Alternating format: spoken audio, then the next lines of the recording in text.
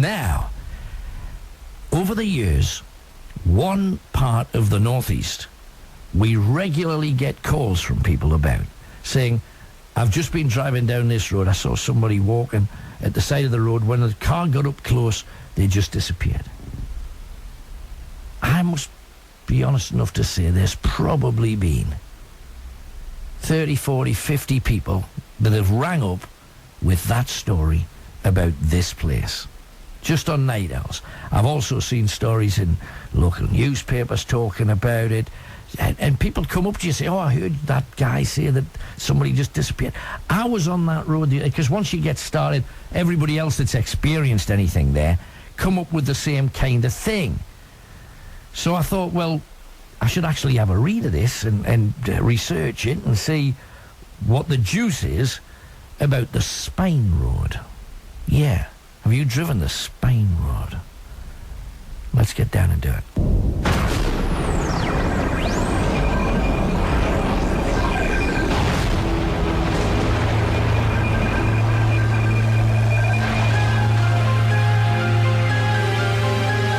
To most car-driving Northumbrians, the A189 that links Gateshead to southeastern Northumberland is known as the Spine Road.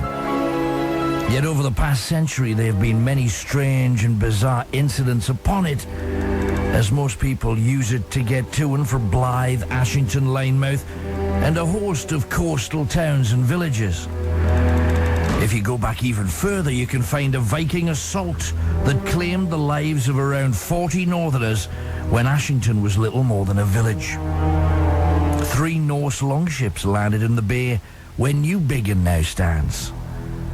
They butchered the fisher folk that they found there and then headed inland. Now, there were no proper roads back then. You merely followed the well-worn tracks created by the passage of people, horses and carts. And they arrived in the early hours of morning, so caught everybody by surprise. They roared into the village, killing any man or teenage boy. They stole all of the young women and children. The women would be raped, then used as slaves, often choosing to integrate with their society and taking a Viking husband. The children were raised to be fighting men. Occasionally on the Spine Road, motorists have said that they have seen people being dragged across the road by men dressed in skins, as if those abductions from long ago continue to be replayed.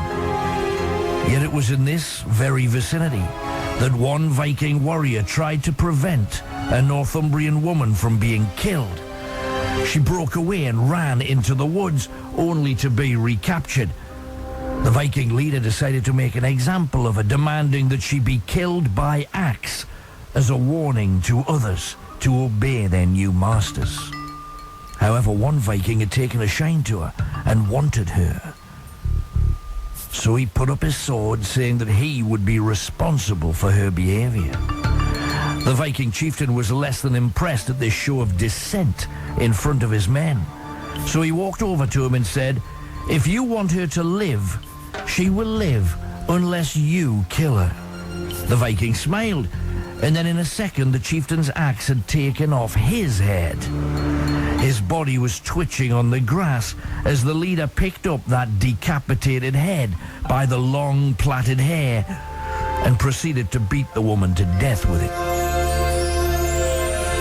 That woman is said to often be seen walking along the Spine Road, alongside the tarmac on dark, dusky nights. There have been many deaths along this stretch of road, yet another that still bears witness to the walking dead happened in 1887 when a merchant from Ashington had been given permission by royal charter to colonize Kenya and Uganda. His name was Hutton, and he'd just been informed that his proposal had been accepted, and along with his 3 London partners, their company would be able to steal, exploit, and completely take advantage of 2 entire African countries. This meant huge fortunes for all involved. Hutton took a valise and headed in a carriage down the Spine Road towards Newcastle, where he would strike out for London. Yet he was never seen again. Many say he reached Africa, set up home there, and never returned. Yet the coach house near Chester-le Street, where he'd booked for the night, never saw him. Yet 8 years later, a local from Bebside told of witnessing a horrific murder on the Spine Road. A man in a small gig, a one-horse carriage, had stopped on the road for the man to relieve himself. This was a normal practice, and local thieves would often take advantage of a man caught short by leaping into the carriage and racing off with it in an early form of taking and driving away. Yet on this occasion, the teenage lad, charged with leaping aboard, mistimed his jump, bouncing off the gig onto the ground. The man, now believed to be Hutton, managed to grab him and started beating him with a riding whip. Now, on seeing this, his 5 accomplices all ran out to defend their pal by punching and kicking the wealthy man. Hutton then recognized 2 of the men. In fact, he'd hired them to unload stock for him. They knew now he would have to die, and 2 of them picked up rocks from the roadside and beat him to a pulp. They dug a deep hole about 10 feet from the road, dumped his body in it before driving off with a coach, selling it to a traveller heading north to Scotland. The witness, most believe, was one of the killers, but none were ever prosecuted. When the road was being widened and extended in the 1950s, the site foreman's attention was drawn to some human bones found in a shallow grave. Knowing that this would delay any project, he told the worker that they were just animal bones and kept the job on time, and he won a bonus. Perhaps because Hutton's body was ignored in this fashion, he too is seen walking along this roadside, often disappearing as vehicles get up close. Yet by far the most common phenomenon on this road, the one regularly seen in the rear view mirrors of cars. It's surprising just how many people have ended up giving lifts to the dead. You're on this lonely road. What happened? I'm driving home, actually. My husband's sitting in the passenger seat. I'm driving. We're coming along this bypass. For some reason, I look in my rear-view mirror and I see a girl. How clearly? Was this as if there was a passenger in there? She was sitting in the back seat of my car, yes. I hit the brake. Right. But to be honest, I think probably it was the stupidest thing to do. I hit the brake, looked in the mirror. My husband said, "What's the matter with you?" I said, "Who the hell is she? Where did she come from?" He said, "Well, there's no one here." It was a late evening, driving home. I was tired. Came home, and it bugged me. The following week, because I always have to work on a Friday night. I only work Friday night. My son was actually in the car. I looked in the mirror. She was there once again, and my husband picked up on it. He said, "Is she there?" I said, "She's in the car," and this has gone on for weeks. Describe her. She is about 20-22, got blondish hair. She's very pretty, but she's got a dress on which I would say is in the 50s. Does she look at you, or her eyes looking elsewhere? No, she looks straight at me through the mirror. When I was driving a taxi, I was driving with a fellow who hadn't been with our company very long, and he had picked up a girl on Interstate 75, which is our big highway here in the east. Right. And he was taking her from Cincinnati to Middletown. And he almost had a wreck. And I was hearing everything that was going on over the radio. The dispatcher kept, shouting and saying, "What's going on? What's going on?" Yeah. Well, later on when we came in to cash out, the guy was just as white as a piece of paper, and he was sitting in the cab station. And he grabbed me and pulled me off into another room. And he said, "I didn't want to tell anybody else this, but I knew you would listen to me and not think I was nuts." Right. He said, "I picked up a young girl, in Cincinnati, and she called in, and she was a fare, and she got in the cab and was talking to me just like you and I talk, Yeah. and she was in the back seat, and we were headed toward Middletown, and we were right in the middle of the highway when she disappeared out of the back seat of my car." Whoa. He was looking in the mirror when it happened. He said it was just like a soap bubble popping. She was there 1 second, and she wasn't there the next. Now, he's going 70 miles an hour down the highway. There's no way this girl got out of his car. Right. And his hands were trembling, and I said, "You know what?" I said, "I believe you." Yeah. Because a week before that, I had picked up a girl at about 5 o'clock in the morning, a nurse at a a home for elderly people. And the very top floor of the building had, this girl up there waving at me. She had long dark hair, and she was wearing a gown. She was waving at me from the top floor. Well, the woman got in the back of my cab, and I said, "Who's that girl up there?" And she said, "Honey, there's nobody up there. That floor has been sealed off for 50 years. And yet you could clearly see somebody waving at you there. Yeah. Yet on the Spain Road, it is a vicious and spiteful young girl called Liz Froggen. During World War II, she was moved out into the countryside as a child to live with a family in Bedlington, having been evacuated from Leeds. Tragically, her father was killed on the beaches of Dunkirk, and a year later her mother died of pneumonia. So young Liz had no place to call her home. So on reaching 16, she ran away from the Elliot family who had been housing her there in Bedlington. She worked at a number of pubs and hotels over the next half dozen years. And then one night in the early 1950s, she was walking back to her shared room in East Sleekburn after working in East Hartford. She was tired. It was a filthy, wet night as she plodded through the wind and rain. It was pitch black in early November, and a lorry driver heading south, also weary after a long day's work, failed to see her and clipped her with his wing mirror. He pulled the wagon to the roadside, stepped down to find the young lass lying on the verge with blood running down her brow. He got some water from his cab, washed it off, and as he did so, Liz regained consciousness and started screaming at him, abusing him, and promising to see him sacked and prosecuted. The poor driver took it all and tried to apologize, offering her a lift home. Reluctantly, she accepted, as it was still a good 20-minute walk for her and the rain was torrential. Once in that lorry, she just went off on one and got so angry that despite him traveling at about 40 miles an hour, she opened the door and leapt out. Once again, the driver emergency stopped and reversed to try and find her. Yet as he did reverse back, he felt a bump. He'd driven over her head, crushing it flat. In pure blind terror, he got a couple of sacks out of the back, dragging the body into them before hoisting it into the back. A huge pool of blood was slowly being washed away by the monsoon-like rain. The body was thought to be dumped down an old well near Shank House. The well at that time was being capped and filled with stone and road waste as they built a nearby housing estate.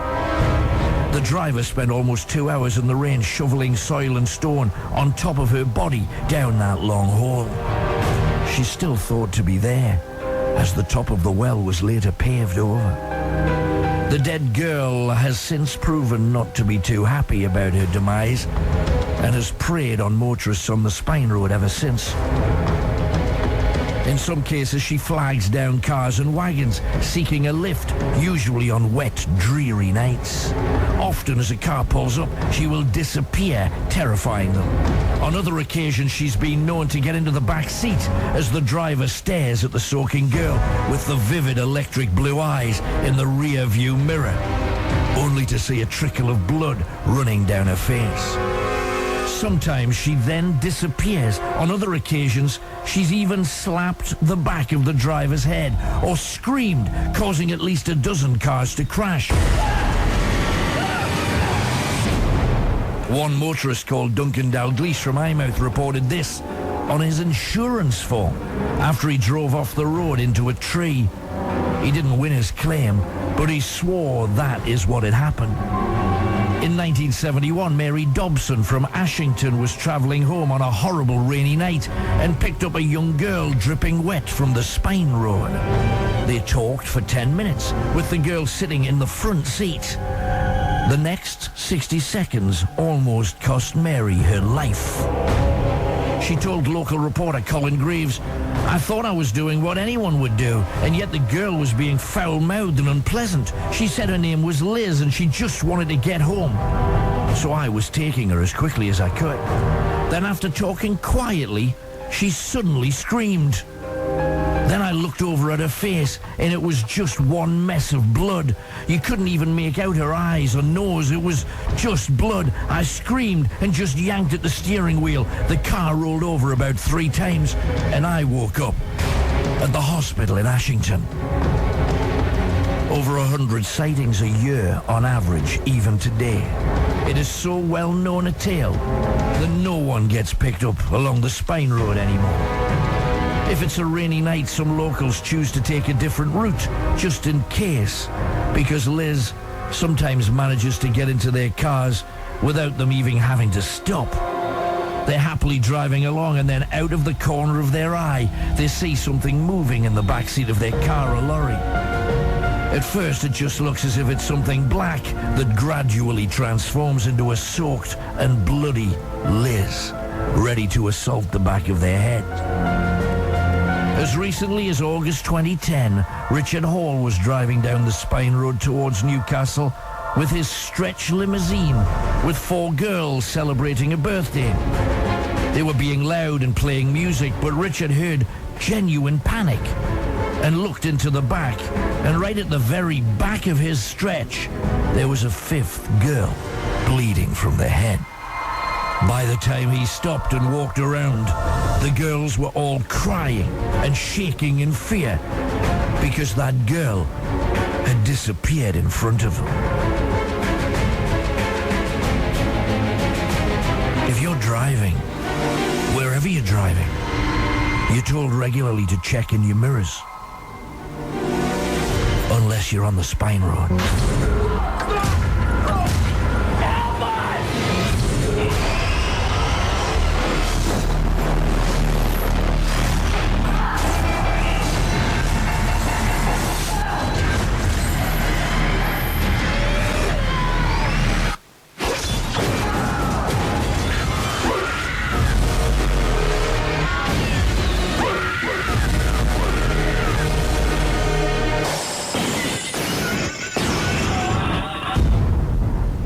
Not afraid of the dark, are you?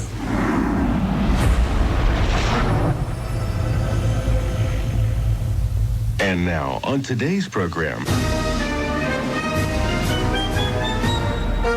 A man of science. He's unique, wouldn't you say? He's healthy and normal and full of fun. You're the man. All of your tests indicate that you have the most advanced intellect in the history of humankind. Cody's Saturday Surgery. Medic! This doc rocks. And just a second before we do that, I've got 1, 2, 3, 4, 5, 6, 7 emails already from people who have seen figures on the Spine Road. I'll just pick you one at random. Let me just click one. That one will do. From Beck, who says, my friend seen somebody on that road. Then when they looked in the mirror, they were gone. So spooky. Everybody knows. Everybody knows. Unless, of course, you're passing trade. You don't know the vicinity. Okay. Wickham, this is for you.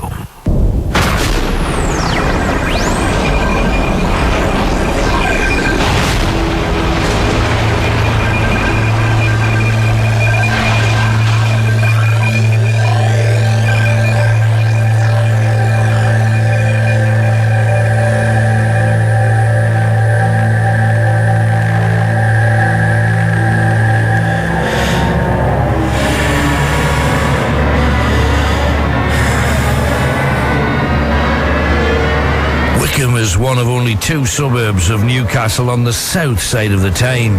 It stands at the top of a very steep hill, known and feared, called Wickham Bank.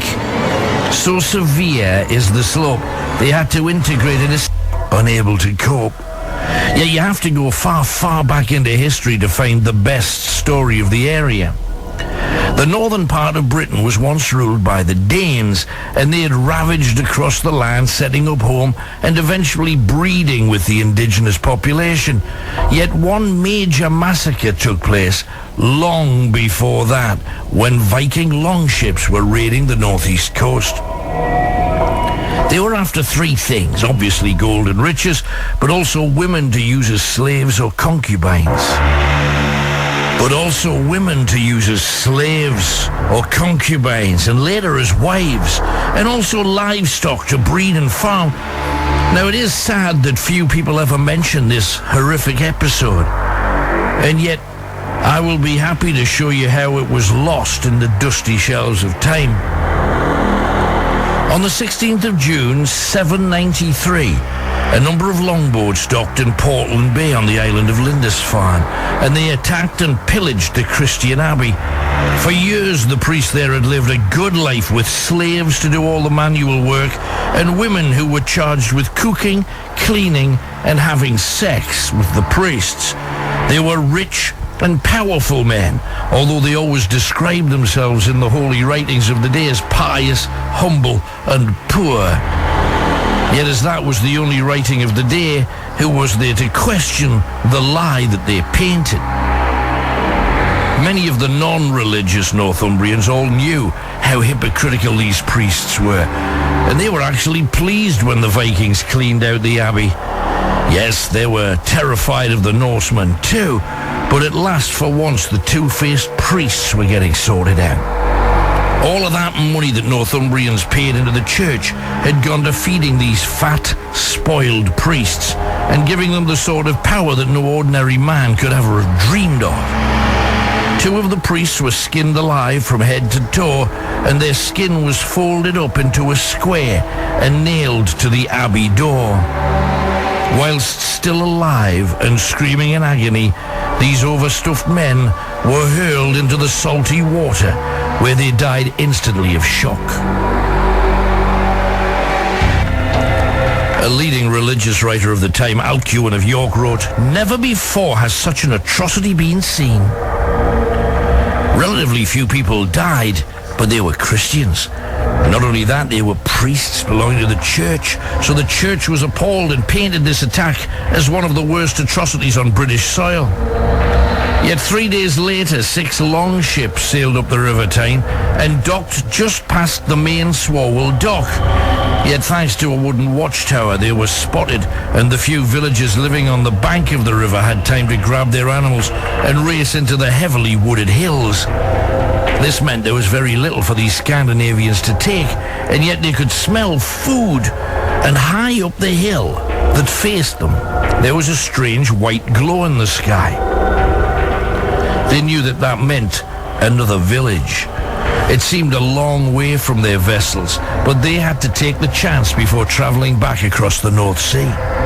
The village stood where the very top of Wickham Bank now stands, and housed around 50 men, women and children. Well, the Vikings were well armed, but wore little armour, so they could manage to scuttle up a tiny track opened up by those Wickham villagers to allow them to get down to the river to fish and hunt. But on getting up to the village, they were surprised when the villagers didn't run, they didn't reach for their weapons. Instead, they offered food to their would-be attackers. This took the wind out of the sails of the Vikings, and despite being in the mood to murder, they found themselves feasting on goat and suckling pig. And by the end of the night, they were all heartily drunk and had decided to get a night's rest and rob their kind hosts the following morning. The village elder, believed to be a man called Loga, awoke halfway through the night and roused both men alike. And as the Vikings slept, the villagers ordered each man or woman to dispatch one attacker each. Now, there's various stories of how they achieved this, ranging from setting them all on fire using pitch oil and beheading them with axes. Yet the one that gets told the most involves a very simple gardening tool. Each villager stood above a Viking and at a predetermined moment placed a piece of wood, a knife, a blade or an axe on their throat. And then, when the moment was right, they all stamped down, shattering or cutting their throats. Other throats were cut. In some cases, small children were told to smash a sharp stone into their eyes. Those villagers who'd managed to kill their victims straight away raced over to Vikings who had merely been mutilated, swarming over them to finish them off. The only thread that persists through all of the stories is that they dragged the bodies to a cliff edge, poured pitch on them, lit it, and using long sticks, rolled them over the cliff as they landed not far from the Viking ships. This must have made the few remaining Scandinavians very unsettled, as none of them ventured up the hill. Instead, they got aboard their craft and sailed away. The village at Wickham, despite being very close to a river, the Tyne, regularly used by the Vikings, was never attacked and never taken. At the point on the road where the emergency escape lane is on Wickham Bank, there was said to be the murder of a Norman knight. Not long after William the Conqueror took charge of Britain, he sent his knights across the country to establish control. One such knight, called Hubert of Saxony, disappeared somewhere in the North Country. There is a legend, though, from this area about a French knight who had demanded that a group of northerners leave their village on a high mountain promontory, believed to be Wickham. He was planning to erect a castle and a gate to control those who travelled through what was going to be his land. Yet the Wickham villagers were less than happy having to move from their farms and small holdings. So they agreed to meet the knights at a junction on the hill where the escape lane now stands. And there he and 4 fully armed knights readied themselves to accept the surrender of the land from a group of scruffy, unarmed peasants. Yet instead, hundreds of arrows were suddenly fired at them. Rocks rained down from the opposite side of the road's edge. One huge boulder landed on the horse's head, killing it instantly and crashing Sir Hubert to the ground. The other knights dismounted to try and protect their fallen comrade. This was to no avail, as most had been hit by these primitive arrows. One man resembled a porcupine, and then slowly they fell to their knees, only for the villagers to fall on them, hacking them to pieces with farming tools. The bodies of the men and horses are said to be buried on that spot. Some villagers told of how, on cold nights, you can see the warm spirits of the dead leaving their graves and seeking the poorly body of a sick person to take it over and to possess it. There were many stories of possession, men stolen from their sick bed and made miraculously healthy again. In some cases, too healthy, trying to leap distances that were too great. On one occasion, Lionel Samuel of Wickham, who had been close to death until he was taken over by something. He tried to leap off a roof on a row of terraced houses at the top of Wickham Bank. And he landed so badly that both his legs snapped and burst through the skin, and he bled to death before he could be helped. In 1899, Celia Davison of Wickham went into a coma after catching pneumonia, and finally, on waking 2 months later, she had the deep voice of a man, and she was calling herself Ronald. She regained health very quickly, and on being released, she, or he, tried to assault a man called Frank Elliott. She was dragged off him by locals who were all very frightened of her deep male voice and the strangely man-like strength she had. She looked like a little old lady, but she fought like an athletic young man. And on one occasion, Celia's daughter Margaret had asked her mum if she was still in there, and Celia replied in her mother's voice, "Yes, help me, but who is this man?" Only for the male voice to take over, saying, "Get away from me." 3 people heard exactly that and testified to it. Celia was found dead outside where an estate agent now stands at a road junction in Wickham. Her head had been caved in.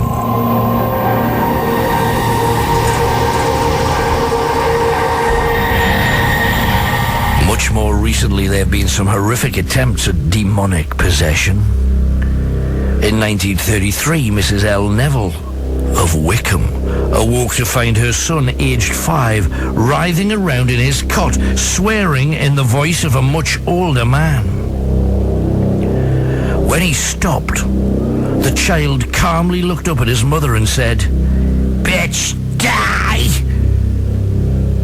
And then began trying to scratch her or hit her. She'd had to slap him to release the grip he had on her blouse. She called for a local vicar to exorcise the boy and purge him of the demon. And during the exorcism, the child, a boy called Michael, bit the finger off the vicar, chewed it, spitting out the bone and swallowing the bloody flesh. Yet within the past 3 years, one of the terraced houses in Wickham has suffered a demon that has tried to enter the bodies of several people staying at that house. The husband, wife, little girl, and 3 friends have all felt something late in the night trying to take over their bodies. Les explained. I was lying in my bed having watched some late-night TV when there was this sort of long strand of mist, and I saw it heading towards me. At first, I must admit, I thought my eyes were playing tricks, but it started going into my mouth. Now, this may have looked like smoke, but in my mouth it felt big and heavy, forcing its way down my throat. I was panicking and almost throwing up, wriggling, trying to cough it out, and just as I did, there was suddenly the shape of a man, and a bloody angry one, standing in front of me. I was shouting and yelling, and I woke the wife up.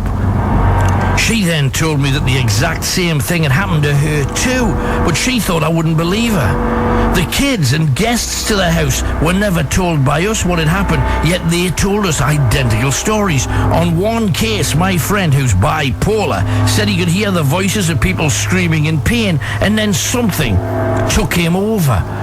We saw it happen. He was writhing around in agony. Then his cheek started peeling as if 4 fingernails were clawing at him, dragging them across his cheek.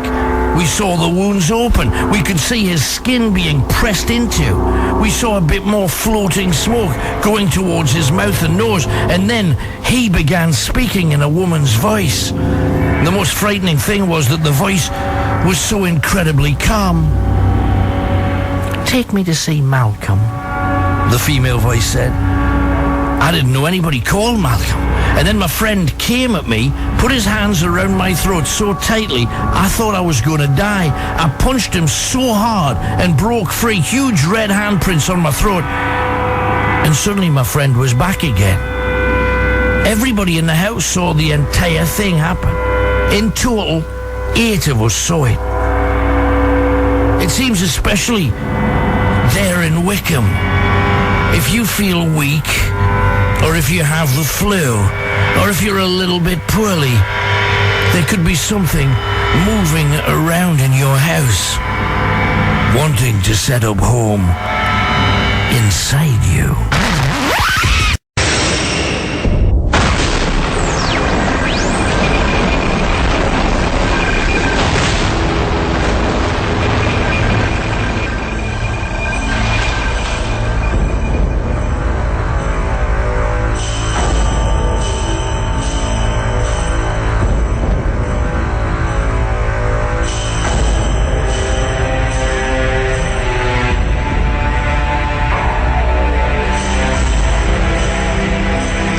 Now, if you move back to the 16th, 17th, 18th and 19th centuries, you'll find child slave labour everywhere, especially in Britain.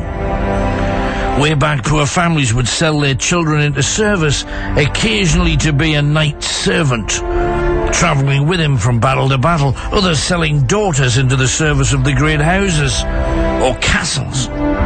There would be trainee cooks, chambermaids, housekeepers, etc.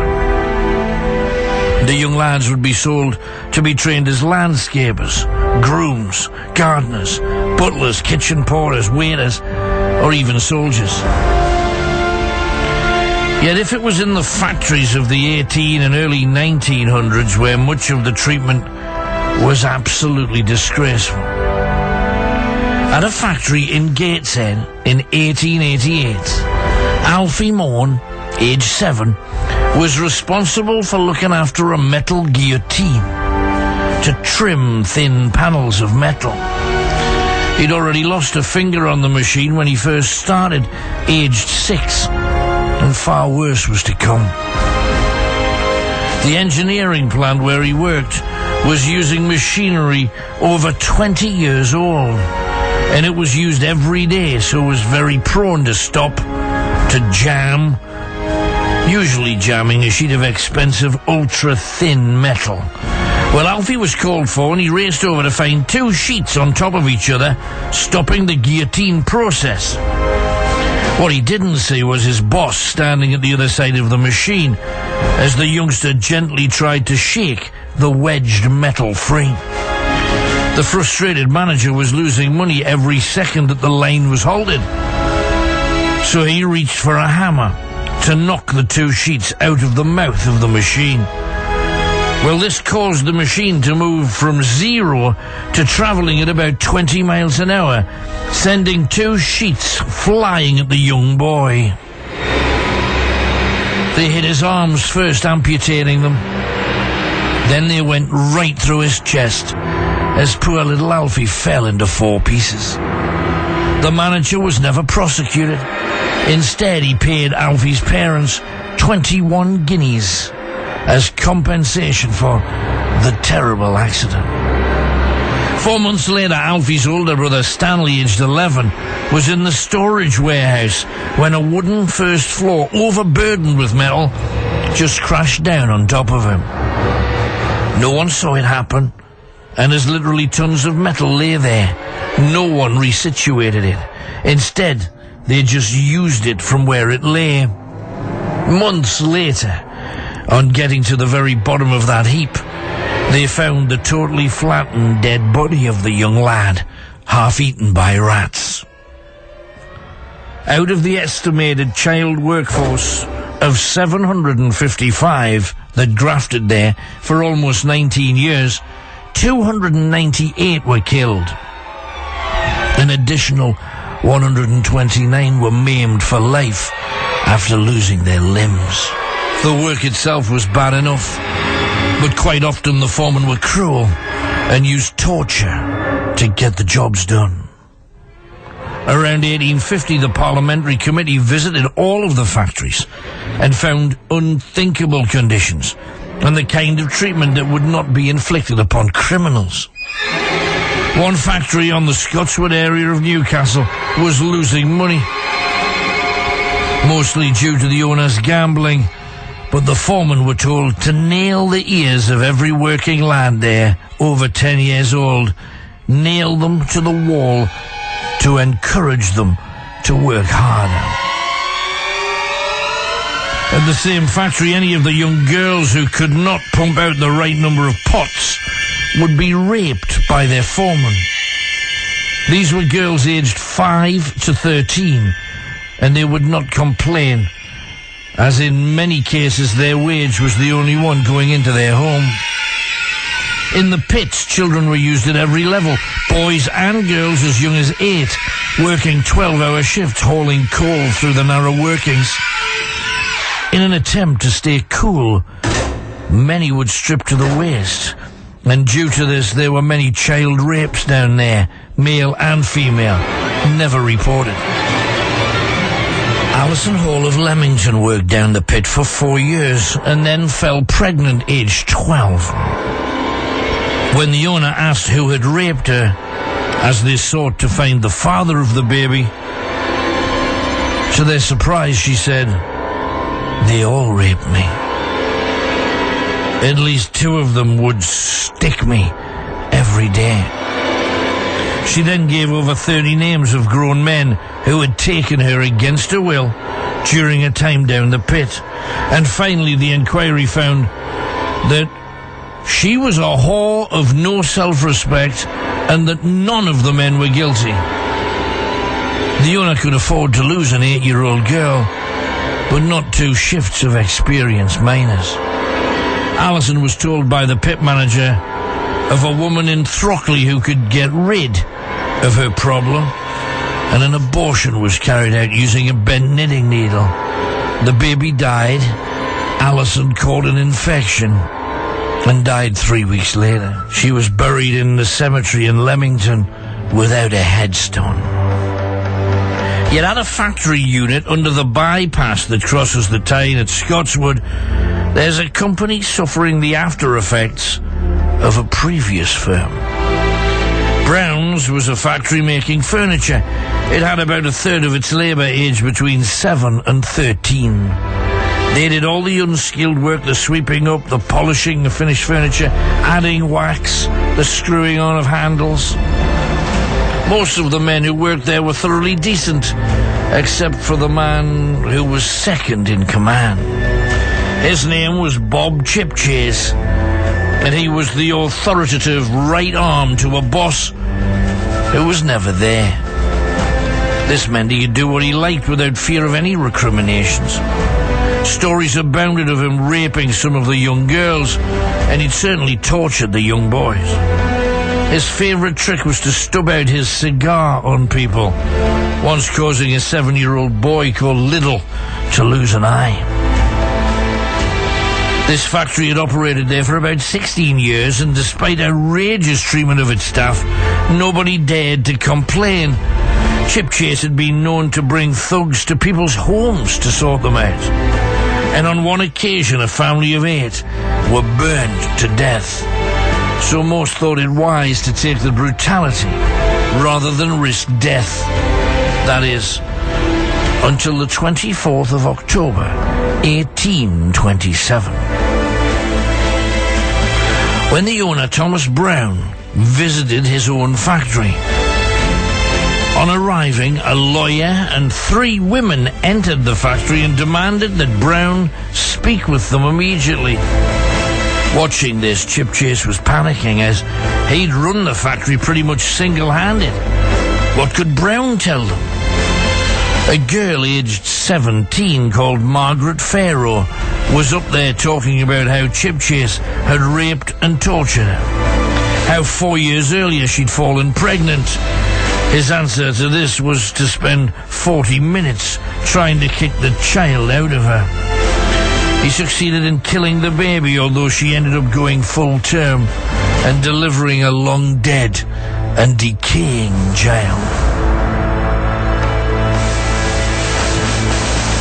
A woman with her, a nurse sent by the coroner's office, had the remains of that child in a box as evidence. Brown was stunned at what he was hearing about his own company. He thought he ran a good-natured and kindly firm, and claimed that he had great regard for his fine workforce. He walked out onto the gantry above the factory floor, gathered the entire staff, and told them what was happening. And Brown says, "No matter what you say, your jobs are safe, but I need to know if any others have been badly treated. If you have, please raise your hand." To his horror, every hand was raised, even those of skilled tradesmen. Chipchase, a languid 6-footer with awful breath, picked up his coat and sneaked out. By the end of the week, 154 workers had spoken of the violence against them, others of their regular rapes, and one lady spoke of seeing Chipchase with his chums pouring pitch on a house and burning a family alive. The following day, Chipchase was found dead, swinging from a tree overlooking the River Tyne. And on hearing this, Margaret Farrow said, "He is not going to escape me so lightly." The following morning, her body was found, floating in the river, washing up near Dunstan Staithes. Yet it was the Chipchase house, a terraced house that to this day overlooks Lower Scotswood and the Scotswood Bridge. And from the moment she died, things in the house became messed up. Irene Chipchase, the brute's wife, admitted to seeing dark shapes moving around her living room. Dark, man-shaped figures standing over her in her bedroom. On one occasion, a grey figure poured out of the darkness of a scullery and pushed her hard against the wall, clawing her face. Her children, all 5 of them, had seen ghostly figures and begged their mother to leave, without success. The screams, believed to be Margaret Pharaoh, continued through the night as she plagues the man who raped her even after her death. The family moved out, and the next 8 new families all experienced the same crazed behavior of a woman determined to cause at least as much trouble. In 1991, it was one of the houses we used when breaking the world ghost hunt for the second time. And one of the girls who visited the house took recording devices with her, and this is the noise that they got. It was enough for the for sale signs to go up again the following morning. Oh, shit.